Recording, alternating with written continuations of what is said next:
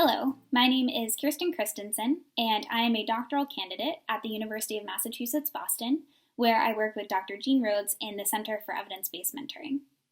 One of our main research questions over the past few years has been, how effective is youth mentoring?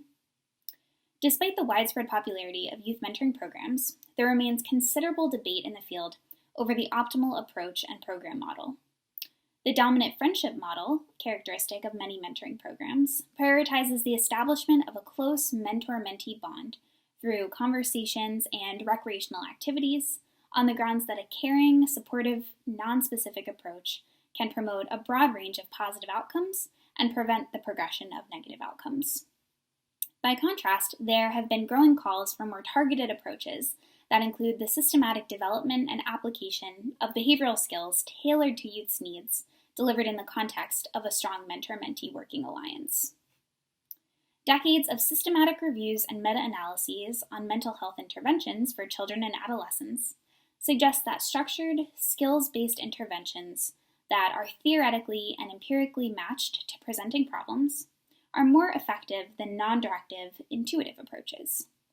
However, this issue has not been systematically examined within the context of paraprofessional youth mentoring interventions, which are increasingly widespread and often do serve youth with clinically elevated symptoms.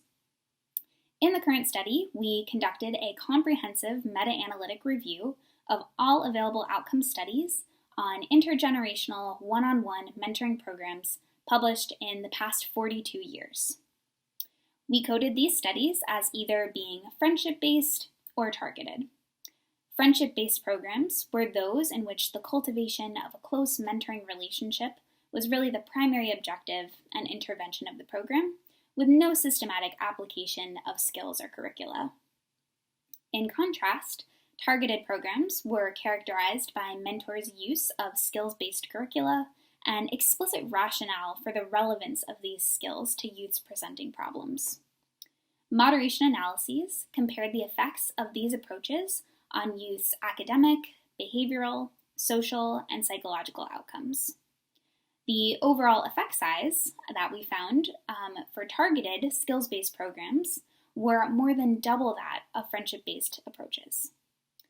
These findings suggest that youth mentoring programs can promote positive developmental outcomes, particularly when they use targeted, skills-based empirical approaches. On the other hand, programs that exclusively focus on the mentoring relationship in the absence of skills application seem to have little measurable impact on youth outcomes. We hope that these interesting findings can spark a rich conversation about the new directions for the field of youth mentoring.